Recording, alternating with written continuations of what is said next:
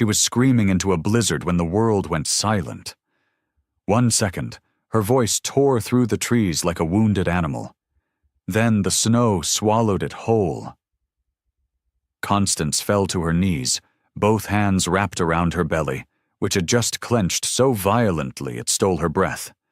The child was coming. Not later. Not soon. Now she gasped, one glove missing, the other soaked through.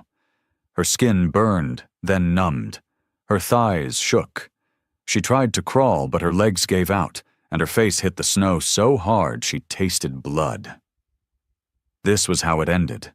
Not with grace or help or midwives, but in the middle of nowhere, alone, forgotten, belly full of life, back full of shame. She hadn't seen a soul in 3 days. The stagecoach had snapped its axle on a frozen rut 20 miles east, and the last man who offered her help did it with his belt already half undone. She had run, walked, prayed. Now she couldn't even cry.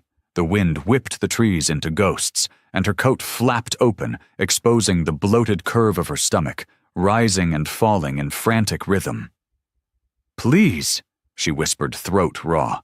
"Please, God, not like this." Her body curled again, harder this time, and she screamed, a ragged, final cry. She collapsed, snow sticking to her hair, to her lashes, to the curve of her hips. Then, in the quiet that followed, came the sound. A door slamming, wood creaking, heavy boots crunching fast and firm through snow. She tried to lift her head, but her vision blurred. A figure approached, tall, broad, wrapped in a thick wool coat lined with fur. His beard was wild, his eyes shadowed. He didn't ask questions. He dropped to one knee, slid his arms under her, and lifted her against his chest like lifting firewood. His voice, when he finally spoke, was hoarse but steady. "You're not dying out here." Then he turned, carried her toward the cabin door he'd just come from, and slammed it shut behind them with a force that shook the storm itself. The heat hit her like a second shock. One moment she was ice and wind and pain, and the next, fire roared beside her, snapping in a stone hearth as the man laid her on a bearskin rug with arms that didn't tremble. Constance tried to speak, but her lips barely moved. Her eyes rolled back, breath shallow, body tight as a bowstring. The contraction ripped through her again, and she screamed. That time, the walls heard her. The man moved quickly, no hesitation, no question. He knelt beside her, stripped off his coat, and tossed it over her legs. His hands were large and calloused, but they didn't shake.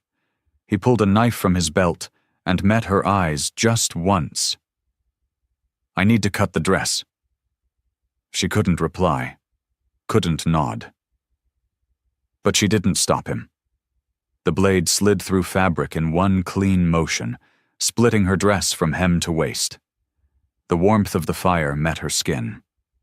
He worked in silence, tossing the ruined cloth aside, wrapping thick wool under her back.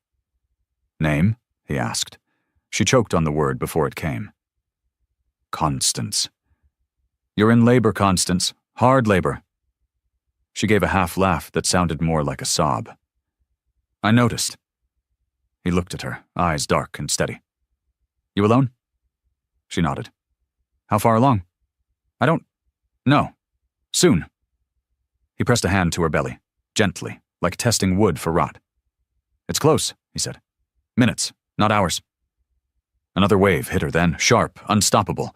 Her cry bounced off the logs and stone like a bullet. The man didn't flinch. He soaked a cloth, pressed it to her head, and whispered, "Breathe through it. You're not alone now." She didn't believe it. Couldn't. Men didn't stay. Men didn't help unless they wanted something in return. But he never looked at her like a woman. Only like someone he refused to let die. As the pain crested and her body begged for mercy, she locked eyes with the stranger kneeling in the firelight. And in his face, rough, scarred, silent, she saw no fear, only purpose. The kind of man who didn't run from storms. The kind who built cabins inside them. The pain came again, deeper this time, like something ancient pulling through her spine and belly, stretching her from the inside out. Constance arched back, fists clenched, a scream rising that had nothing to do with sound and everything to do with terror. She wasn't ready. She wasn't enough. She couldn't do this alone. But then, just before her voice could crack the air, he touched her shoulder. Not forceful, just firm. Steady. His voice cut through the panic like a blade. "You won't break." 3 words. That's all. But they struck harder than any sermon she'd heard back home. She turned her face toward him, breath ragged. He was kneeling beside her, sleeves rolled, sweat starting to bead along his forehead. He didn't look scared, just rooted. Present. She gritted her teeth, rode the contraction until it passed, then collapsed onto the blanket, chest heaving. "What's your name?" she asked, voice like gravel. "Don't need one right now." "I do." He hesitated, then said, "Elias." "Elias," she whispered, eyes closing for a second. "I thought I was going to die out there." "You still might," he said calmly, "but not today." His bluntness startled her, but there was no cruelty in it, just truth, the kind you could lean on when everything else collapsed. He moved to the fire, returned with a basin of hot water, and gently washed the blood from her thighs. No shame, no greed in his eyes, just care. She watched him, weak but curious. "Why are you helping me?" "Because I've buried enough things in this snow." That silenced her. Not from fear, but from understanding. He wasn't saving her out of duty or desire. He was saving her because once someone hadn't. And it left a hole so wide he couldn't let it happen again.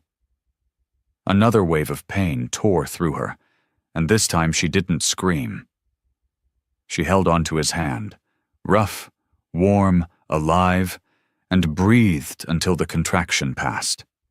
He didn't flinch, didn't pull away, just knelt there, silent as stone, and held on. When it ended, she whispered, "I'm still here." And he replied, just as quietly, "I know." The child slipped into the world without ceremony, coated in blood and silence. For one terrible second, Constance thought it hadn't lived. She stared at the unmoving bundle in Elias's hands, her own chest frozen, breath held like it might buy time. Then the sound came, thin, sharp, angry, a cry, alive. Her body collapsed into the floor with relief, tears falling sideways into her hair. Elias wrapped the baby in a worn flannel shirt, wiped its face with water from the basin, and tucked it into the crook of her arm, without a word. He didn't ask if it was a boy or girl, didn't ask who the father was, just placed the child where it belonged. She looked down and sobbed, quietly, violently, from a place deeper than pain. Her arms shook, her mind blurred, but the warmth of that tiny body against her chest rooted her to something solid. She expected Elias to stand, to nod once, maybe, and walk out into the snow. But he didn't move. He sat back on his heels, watching the fire, eyes distant but alert, like a man listening for danger that hadn't yet come. She spoke without looking at him. "I don't even know where I am." 3 miles north of Hollow Pines. No one comes up here in winter." "Why are you here?" "Because no one comes up here in winter." She looked at him, truly looked, and saw the edges of sorrow in his face. Not fresh, but settled like dust on a long, unused chair. "You lost someone," she said. He didn't blink. "A long time ago." "Wife?" "Daughter." That silenced her. A new cry escaped the baby, and her arms curled tighter. Elias rose then, finally, but only to place another log on the fire. "You'll need food soon. I've got broth and cornmeal. You'll rest here. As long as you want." "And after?" she whispered. He met her eyes. "After's yours." Then he turned and walked to the far side of the room. Not out the door, not into the storm. Just far enough to give her space, and close enough to remind her she wasn't alone. Not anymore. The baby whimpered before dawn, and the cabin's stillness cracked. Constance stirred, arms aching, milk not yet there, body sore in places she didn't know could feel. The fire had burned low, casting long shadows that danced like ghosts across the walls. She sat up slowly, biting back a wince, the baby warm and quiet against her chest now. But her tears came before she could stop them. Soft at first, then harder. Not from pain, not even fear, from the weight of it all. The days she'd walked alone, the silence of towns that turned their faces. The child she now held, wanted but heavy with the truth of everything she'd lost to carry it. She didn't mean to cry out loud, but the sob slipped free, sharp and sudden. She pressed a hand over her mouth, ashamed. Then she heard footsteps, quiet but certain, approaching from the dark corner where Elias had slept in a chair. She wiped her face fast, but not fast enough. He didn't speak, just knelt beside her bedroll and placed something gently over her shoulders. His coat, still warm, still smelling of pine and firewood. She clutched it before she could stop herself. "I'm fine," she whispered, voice cracking. He didn't correct her, didn't offer empty comfort, just said, "You don't have to be." That broke something in her. Not violently, but clean, like ice splitting at the first sign of spring. "I don't know what to do," she breathed. "With him, with any of this." Elias leaned back, resting one arm across his knee. "You wake up, feed him, name him, then do it again. That's enough." "What if I'm not enough?" "You are, because you're here." She stared at the fire, then down at the baby who'd fallen asleep again, mouth still twitching like he dreamed of light. "His name's Simon," she said. Elias nodded. "Simon's a strong name." She looked up. "Did your daughter have one?" "Ruth." Just one word. But it filled the room. She reached for his hand then. Not as a woman reaching for rescue, but as one soul steadying another. His fingers closed around hers without hesitation. The snow fell softly outside, but inside, something had shifted. Warmth where there had been none. Belonging where there had only been silence. Constance packed her things in the dark. What little she had, a cracked hairbrush, a torn journal, a silver locket with no picture inside. Simon was tucked against her chest in a sling, still sleeping, mouth open in soft surrender. The fire had burned down to coals, casting just enough light for her to move without sound. She wasn't leaving because she wanted to. She was leaving because she'd stayed too long. Warmth like this came with a price. She'd learned that. And Elias had given too much already. A place, his coat, his silence. She couldn't afford to grow roots in someone else's kindness. She opened the cabin door slowly, holding her breath, and stepped into the dawn. Gray, bitter, still heavy with frost. Her horse was where she'd left it, tethered to the post by the shed. Or so she thought. But when she reached it, the saddle was already cinched, a bedroll tied, a small pack of food hanging from the horn. She turned fast, and there he was, leaning against the doorframe, arms crossed. He didn't look angry, just tired. "You shouldn't ride yet," he said. "Your body's not ready." "I can't stay," she said. "I know. Why did you help me, Elias?" He looked past her, toward the tree line where the sky was bleeding pink. "Because someone didn't help Ruth, and I still wake up with her name in my mouth." The wind picked up, tugged at her dress. "Do you think I'll make it?" "No," he paused. "But I think you'll try anyway, because that's who you are." She bit her lip. "And if I came back?" "Then I'd still be here." Her throat tightened. She walked to the horse, fingers brushing the saddlebag, then turned back toward him. "Thank you for saving me." "You saved yourself. I just opened a door." She stepped forward just once and pressed her hand flat to his chest. "Don't lock it behind me." "Never did," he said. And then she mounted, turned the horse toward the trail, and rode off into the morning light.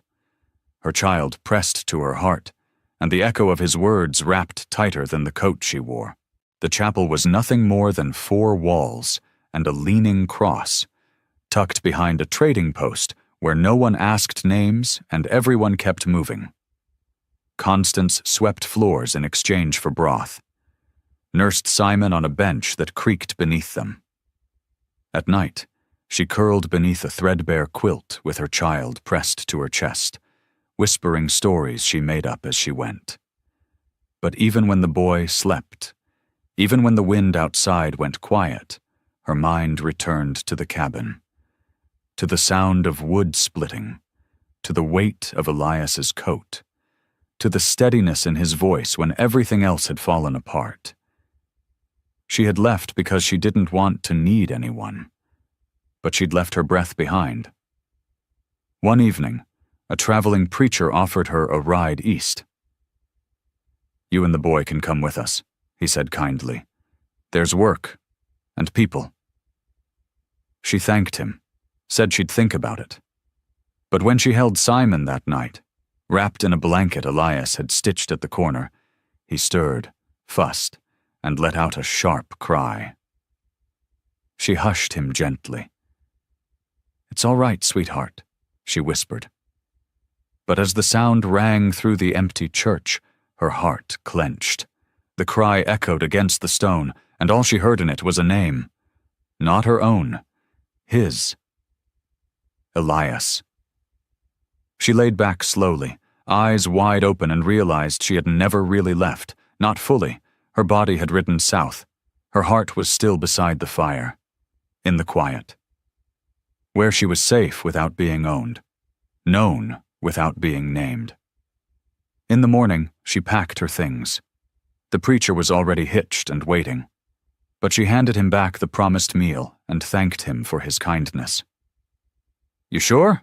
he asked. "Ain't much out that way but trees and snow." "That's exactly why," she said. And then she turned toward the hills, toward the road no one took twice, holding her son tighter than ever. Because not every love follows you. Some wait. And she had left someone worth returning to. She didn't knock. The wind did that for her, slapping the cabin door in dull, even rhythm as she stood outside, breath clouding in the cold. Snow had started to fall again, thin and slow, like ash from an old fire. Constance held Simon close beneath her coat, heart pounding not from fear, but from the weight of every mile she'd ridden just to stand there. For a moment, she thought maybe no one was home. Maybe she'd waited too long. Maybe it was foolish to think anyone, he, would still be there. But then, through the window pane, she saw the flicker. Firelight. Alive. Waiting. She pushed the door open. Slowly. Inside, nothing had changed. The rug was still crooked. The tools still hung on the wall. The bedroll in the corner was folded, not used, and Elias was sitting in the same wooden chair near the fire, carving a piece of driftwood into the shape of a horse. He didn't look up, didn't startle, just said, "You're late."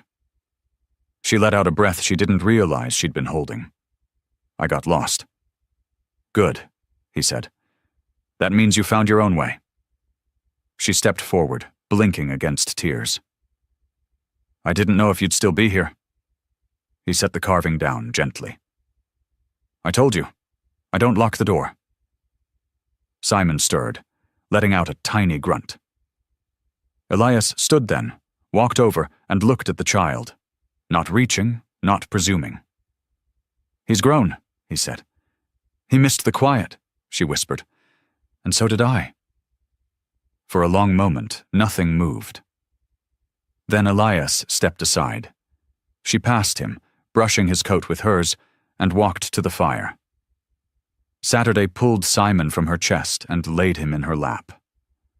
When she looked back, Elias was still standing at the door. "You coming in?" she asked. He smiled, barely, but it was there. "Only if I'm welcome." "You always were," she said. "I just didn't know how to say it." He stepped inside, shut the door behind him, and the sound of the world faded. The fire crackled. The snow thickened. And for the first time in months, she didn't feel like a guest in her own life. The next morning, she woke to the sound of sanding, slow, steady strokes of wood being smoothed by a practiced hand. Simon slept beside her in a bedroll, freshly stuffed with down. The fire hadn't gone out. The cabin smelled like pine and ash. She rose quietly, wrapped herself in a shawl, and stepped outside. The sun had broken through the snow clouds, light slanting across the clearing like a blessing. Beside the shed, Elias stood hunched over a narrow bench, shaping thick cedar boards into something round and cradled. She watched in silence until he noticed her. "You always work this early?" she asked. "I never stopped." "What are you making?" He didn't look up. "Something soft to set him in." "You haven't held him." "I know." The sanding stopped. "I'm not ready." She walked to him slowly, boots crunching through snow. "You think I was?" He set the block down. "It's not the holding that scares me. It's the letting go."